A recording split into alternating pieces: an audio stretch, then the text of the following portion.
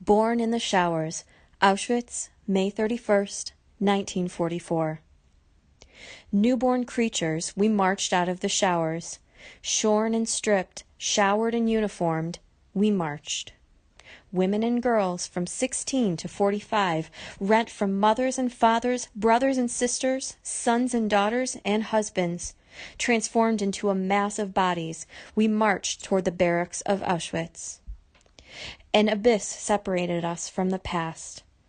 The rapid succession of events this morning was an evolution of eons.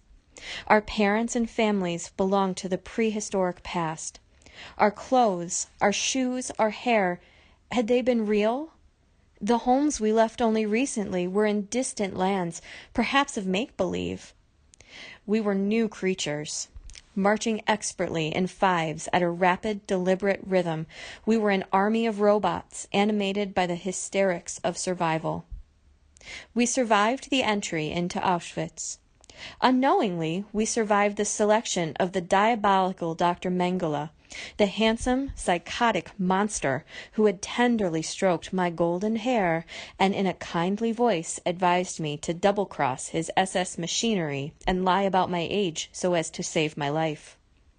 As we march in a deliberate, rhythmic, robot-like manner toward our future in Auschwitz, a heavy cloud of smoke rises from the stacks of a low gray building on our left. It was only much later that we found out about the smoke. By then, we knew all the faces of death. By then, we had lived long enough in the realm of death to believe what we found out about the smoke. But now, as we march from the showers toward the camps, we know only of survival. We sense its sinister significance. Survival is programmed in every fiber of our muscles, and with those muscles we march, not understanding, not even wishing. We march on, driven by instinct. We march, steadfastly avoiding German whips, growling German shepherds, and poised German guns. With inexorable drive, we march silently on and on. That quality, born in the showers, that new mystical compromise with death, bids us to move on. Our secret path packed with death animates our march toward the camps. When we reach Sea Lager, the sun is high. It scorches my freshly shaven scalp. It parches my lips and throat. My shoes, 2 sizes too small, are pressing on skinned toes and ankles. My own mystic march against death is turning into a graceless limp. Relentless heat, suffocating dust, and the monotonous drone of marching feet. Thirst. Unbearable. God, let me faint. It is Sunday. We have not had anything to drink since Thursday morning. I had wet my lips in the shower, but the whole thing was too sudden and ended too abruptly. I had had no chance to drink. Now I am unbearably parched. The sun is blinding. As I touch my smooth scalp, it burns my palm. Gun butts glare. A motorcycle whizzes by soundlessly, as if in a dream. What a sparkling sight! Everything is flooded with brilliance, even the white, brilliantly white, rising dust. Oh God, is this a dream? A nightmare? The camp is a huge, barren enclosure fenced in by barbed wire. Half-built barracks stud the horizon. Deep craters block our advance toward the barracks, and we are ordered to reroute our path around them. Zalapel! With automatic speed, we line up by fives in front of a flat, narrow brick building under construction. No windows or doors. This is our barrack. The entire camp is under construction. Was there water in the barrack? No, there was no water in the barrack. There is no water in the entire camp. After Zalapel, we are permitted to disperse. News of our arrival has spread like wildfire. Large numbers of young women swarm about us, a mass of faces, a rising tide of clamor, shrieks, shouts, savage exclamations. What are they shouting? What is all the mad excitement about? They are all the inmates of this camp, brought here weeks ago. All are anxious to meet relatives. Their eagerness is like a mad hunger ready to attack us, to devour us with a passion like the scorching sun. I have not fainted yet. I am standing in the midst of this blinding mad place, in the midst of the blinding sun, the white, hot, rising dust, the wild clamor. Yet I have not fainted. I am standing barefoot, my ankles and toes bleeding, on scorching ground. I need water. From the sea of random din, words precipitate and float toward me. Where are you from? What city? What town? Which ghetto? Do you know if Budapest has been liquidated? How about Komárom? How about Dész? Miskolc? Have you heard of Kisvárda? Of Debrecen? Of Szeged? Have you? Have you? Is there water in this camp? Please. No, I haven't heard anything about Budapest. I don't know if Komárom has been liquidated. No, I don't know of Kisvárda or Debrecen. Where is water? Where are you from? Which ghetto? Tell us, please. Is there water in your camp? We are from Samoria, Slovakia, Upper Hungary. We don't know anything about anybody. We have been on the road for over 3 days, and before that, under guard in the ghetto over a month. We have no information about other places. We arrived this morning. The men were taken away, the elderly, and the children with their mothers, to the other side. That's all we know. Where can I get a drink of water? The crowd keeps growing. New faces, eager, expectant faces. Samoria? Upper Hungary? Then you know Gouda. Do you know the Weiss family from Gouda? The Rosenbaums from Galanta? Do you know the Gutmans from Surrey? Do you see them? Bubby! The maddening heat, the crowd, the thirst. My God, am I going insane? Bubby! No, I refuse to go mad. A pair of brown eyes is peering into my face. It's Ellie. Look, Hindi, it's Ellie. Ellie's here. Oh, Ellie. She holds me tight.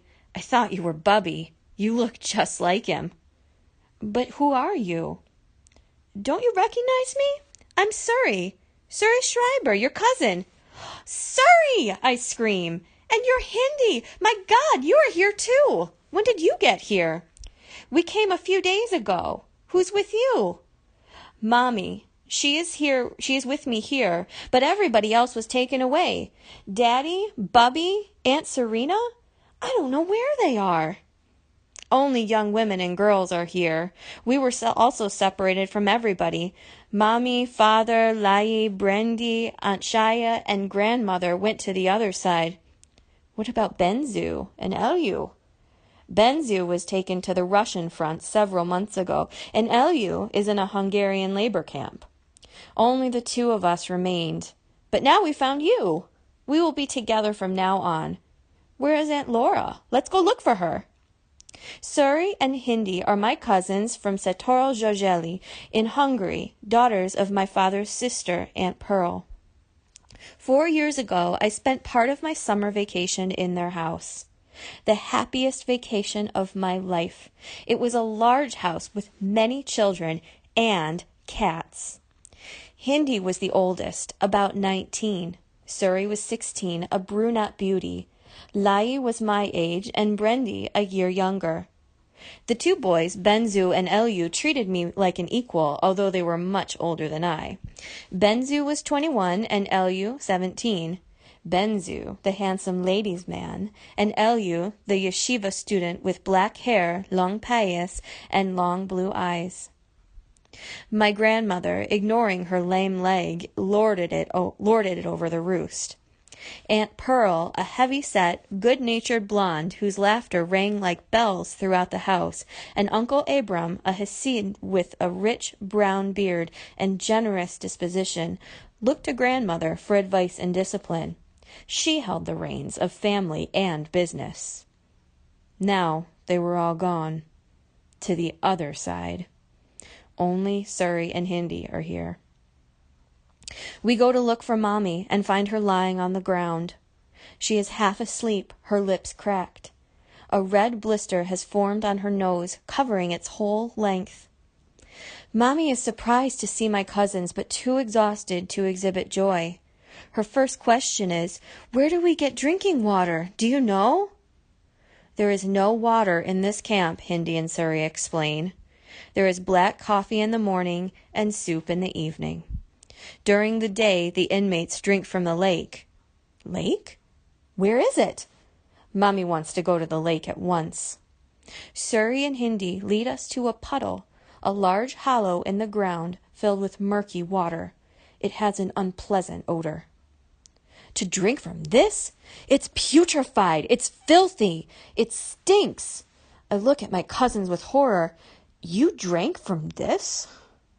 "We all did. There's nothing else. If you're thirsty enough, you don't care." I am thirsty enough.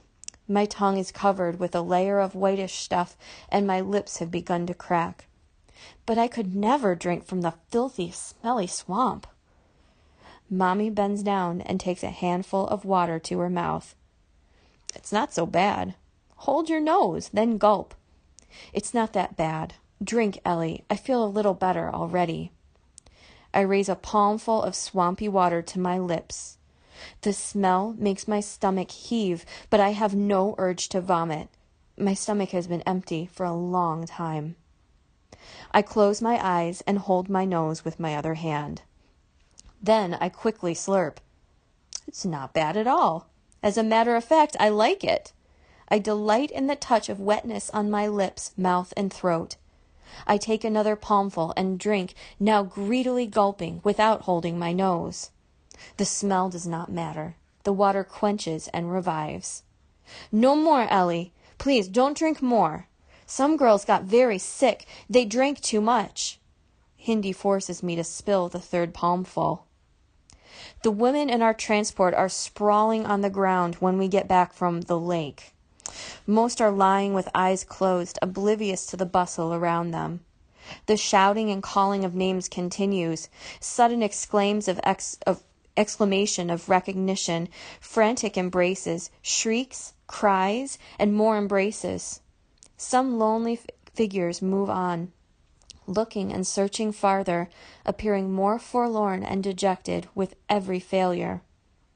With every "don't know" answer, I feel the weight of their search, and it drones on, the continuous confrontation with young girls searching for families, friends, security of contact.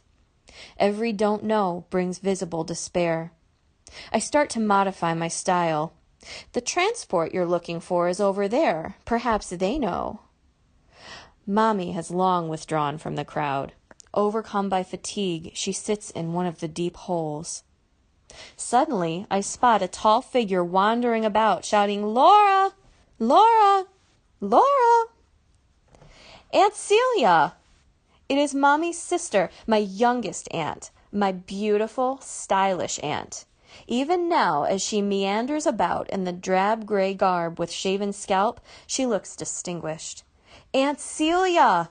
The vehemence of my embrace almost sweeps her off balance. She grips my shoulders and stares into my face. Her eyes open wide with shock and disbelief. "Ellie! My little Ellie! Is it you? Here? There are no children on this side. How is it possible? Oh, my God! Oh, my darling!" She rocks me in a tight embrace. She is kissing my scalp, and we both begin to weep. "You're here, my little darling.